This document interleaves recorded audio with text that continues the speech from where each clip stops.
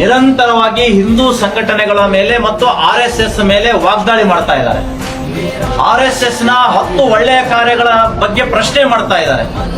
ಸ್ವಾಮಿ ಖರ್ಗೆ ಅವರೇ, ನೀವು 2.5 ವರ್ಷ ಆಯ್ತು, 50 ವರ್ಷದಿಂದ ನಿಮ್ಮ ಮನೆತನ, ಅರ್ಧ ಶತಮಾನ ಆಯ್ತು ನಿಮ್ಮ ಮನೆತನ ಆಳ್ವಿಕೆ ನಡೆಸ್ತಾ ಇದೆ. ಹಳ್ಳಿಯ ಜನರಿಗೆ ಒಂದೇ ಒಂದು ಶೌಚಾಲಯವನ್ನ ನೀವು ಕಟ್ಸಕ್ಕಾಗ್ತಾ ಇಲ್ಲ. ಮತ್ತು RSS ನ 10 ಒಳ್ಳೆಯ ಕೆಲಸಗಳು ಕೇಳ್ತಾ ಇದ್ದೀರಿ ಅಂದ್ರೆ, RSS ಇದು ರಾಷ್ಟ್ರೀಯ ಸ್ವಯಂ ಸೇವಕ ಸಂಘ, ರಾಷ್ಟ್ರ ಭಕ್ತಿ ಮೂಡಿಸುವಂತ ಸಂಘ ಇದೆ. ನಿಮ್ಮ ITBT ಅಥವಾ ಪಂಚಾಯತ್ ರಾಜ್ ಇಲಾಖೆಯ ಅಂಡರ್ ಬರುವಂತಹ ಸಂಸ್ಥೆ ಅಲ್ಲ.